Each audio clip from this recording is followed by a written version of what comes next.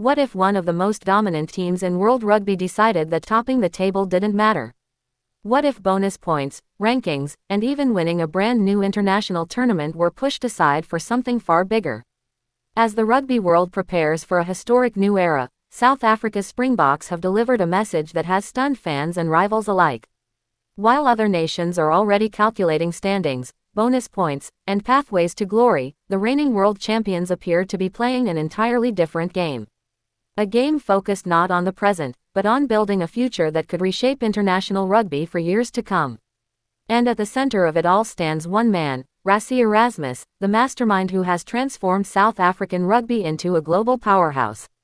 His latest comments have sparked debate across the rugby world because while everyone else sees a tournament, Erasmus sees something completely different. Stay with us because this story is about much more than winning matches. It's about legacy, vision, and a bold gamble that could either cement South Africa's dynasty or leave them vulnerable against the world's best. And before we go any further, here's a question for you. If you were coaching the world champions, would you focus on winning every trophy available right now, or would you sacrifice short-term success to prepare for an even greater goal in the future? Let us know in the comments because this debate is dividing rugby fans everywhere. As anticipation builds for the debut of rugby's exciting new international competition, the atmosphere around the sport feels different. For decades, rugby fans have become accustomed to familiar tournaments and rivalries. The Six Nations has dominated the Northern Hemisphere, while the Rugby Championship has showcased fierce Southern Hemisphere battles. But now, a new chapter begins. 12 nations, 2 conferences, one ambitious vision designed to bring the best teams in the world together in a fresh format. The Northern Hemisphere Conference consists of the Six Nations teams, while the Southern Hemisphere side features the SANZAAR nations alongside Fiji and Japan. Across 2 international windows, teams will battle through 6 matches against opponents from the opposite conference before a dramatic finals weekend where nations face equally ranked counterparts. On paper, it sounds like a competition designed to create maximum drama. Every point matters. Every try matters. Every bonus point could become the difference between lifting a trophy and missing out. Yet while many coaches would be obsessing over every mathematical scenario, South Africa appears remarkably calm. Visuals show packed stadiums, roaring crowds, dramatic slow-motion tackles, and aerial shots of iconic rugby venues around the world. The music builds slowly as the narrator continues. For most teams, entering a new tournament means one thing: win at all costs. But South Africa's approach reveals something fascinating about the culture that has developed under Erasmus. The Springboks are not merely chasing victories. They are chasing identity. Since taking charge, Erasmus has consistently emphasized systems, squad depth, and long-term sustainability over short-term headlines.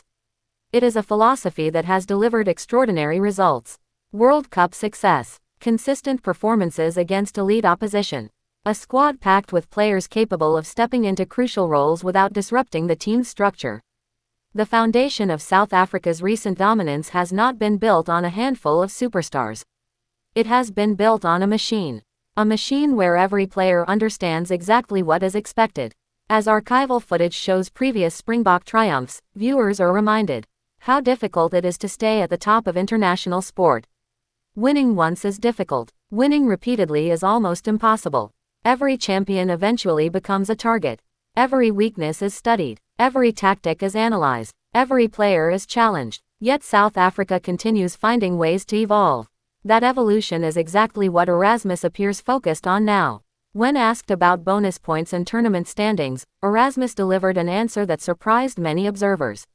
He explained that the Springboks have never really approached Test rugby through the lens of league tables and bonus point calculations. Instead, their focus remains incredibly simple. Win the next match, then win the one after that. Build depth, build character, strengthen the playing style, create an environment where dozens of players can seamlessly execute the Springbok blueprint whenever called upon. It sounds simple, but beneath those words lies a sophisticated long-term strategy. Visuals transition to training camps, gym sessions, tactical meetings, and players pushing themselves through grueling conditioning drills. Think about the challenge facing South Africa. They are not merely defending a reputation. They are defending world champion status. Every opponent wants to beat them. Every stadium becomes hostile territory. Every match carries enormous pressure. The temptation would be to rely on the same trusted stars week after week. Many coaches would do exactly that. But Erasmus appears determined to resist that temptation. Instead, he wants to broaden the squad, test new combinations, and expose emerging players to elite-level rugby. Why? Because the ultimate destination is not this tournament. The ultimate destination is the next Rugby World Cup. The story becomes even more intriguing when you consider South Africa's upcoming schedule. England, Scotland, Wales, 3 proud rugby nations, 3 historic rivals, 3 teams desperate to measure themselves against the world champions. Each match presents a unique challenge. England bring physicality, ambition, and growing confidence. Scotland possess creativity, attacking flair, and a fearless mentality. Wales remain capable of producing inspired performances when expectations are low. These are not exhibition games. These are high-stakes international battles. Yet Erasmus insists the Springboks will approach them as individual tests rather than stepping stones in a broader tournament calculation. Visuals show highlights of past clashes between these nations, including dramatic tries, bone-rattling tackles, and emotional celebrations. This mindset reveals something important about elite sport. Sometimes focusing too heavily on future scenarios can distract from the task directly in front of you. Athletes often perform best when their attention remains locked on the present moment. 1 tackle, 1 carry, 1 lineout, 1 scrum. Erasmus appears to believe that if South Africa executes its game plan properly, the standings will take care of themselves. The objective is not chasing bonus points. The objective is playing Springbok rugby at the highest possible standard. As the narrative deepens, viewers begin to understand that this is not simply a tactical decision. It is a philosophical one. Rugby is filled with variables. Injuries happen, form fluctuates, momentum shifts unexpectedly. The teams that endure are usually those with clear identities. South Africa's identity has become synonymous with physical dominance, relentless intensity, and collective belief. Those qualities cannot be measured by bonus points alone. At this stage in the story, we want to hear from you. What do you think about Rassie Erasmus' approach? Should the Springboks focus entirely on winning the new tournament, or is prioritizing long-term World Cup preparation the smarter strategy? And which part of this story has surprised you the most so far? If you're enjoying this deep dive into rugby's biggest talking points, consider liking the video and subscribing so you don't miss future stories from the world of international rugby. The deeper we look, the more fascinating the bigger picture becomes. Because while the rugby world discusses rankings and fixtures, Erasmus is already thinking about battles that have not yet arrived. One of those battles looms larger than almost any other rivalry in sport. South Africa versus New Zealand. The Springboks versus the All Blacks. 2 giants, 2 rugby superpowers, 2 nations whose clashes often shape entire eras. Every generation remembers iconic moments from this rivalry. Every encounter adds another chapter to rugby folklore. Erasmus knows that preparing for those matches requires more than selecting the best 15 players today. It requires creating a squad capable of surviving the relentless demands of international rugby tomorrow. Visuals show legendary moments from Springboks versus All Blacks encounters, accompanied by dramatic orchestral music. Then there is the World Cup itself. The tournament that defines careers and creates legends. South Africa's recent World Cup success has elevated expectations to extraordinary levels. Fans dream of another title. Rivals dream of ending the Springbok reign. History waits to see whether this team can achieve something truly remarkable. The pursuit of a 3rd consecutive World Cup triumph would place South Africa among the greatest dynasties rugby has ever seen. That possibility explains why Erasmus appears willing to make unpopular decisions now if they increase the team's chances later. One of the most interesting aspects of his comments involved squad rotation. Unlike a World Cup, where opportunities are limited and every match carries enormous consequences, this period allows experimentation. Players can move in and out of the squad. New faces can be evaluated. Veterans can be rested. Tactical variations can be explored. The process may occasionally create short-term uncertainty, but it also generates invaluable information. Coaches learn which players thrive under pressure. They discover who adapts quickly. They identify combinations capable of succeeding against elite opposition. Visuals show young players training alongside experienced veterans, symbolizing the passing of knowledge from one generation to the next. This emphasis on development highlights one of the biggest challenges facing any champion team. Success can create complacency. The greatest coaches understand that standing still is actually moving backward.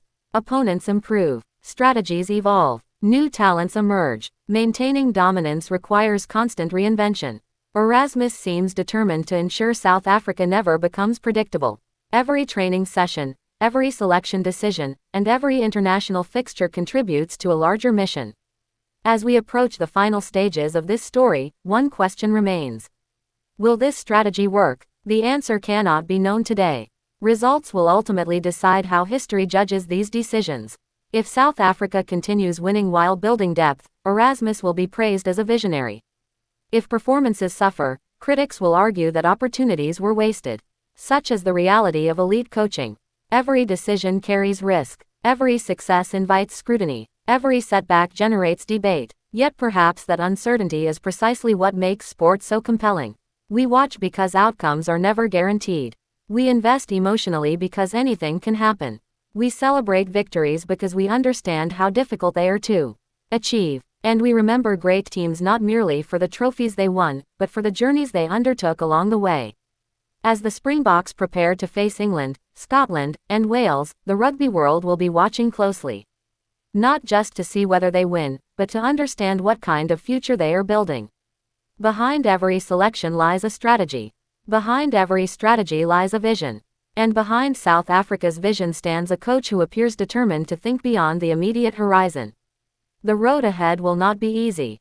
Challenges await. Rivals are improving. Expectations continue rising. But if there is one lesson rugby history has taught us, it is that great teams are rarely defined by a single tournament.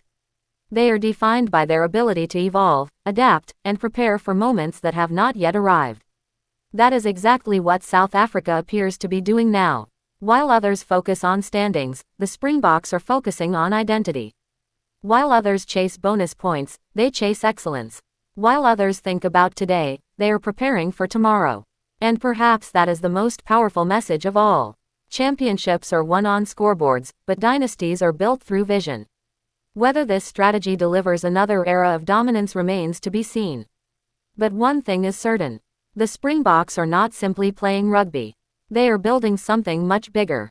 And as this new international competition unfolds, the entire rugby world will discover whether Rassie Erasmus' bold gamble becomes another masterstroke in one of the sport's most remarkable coaching careers, or whether the pressure of expectation finally catches up with the reigning champions. Either way, the journey promises to be unforgettable, and the next chapter of Springbok rugby is only just beginning.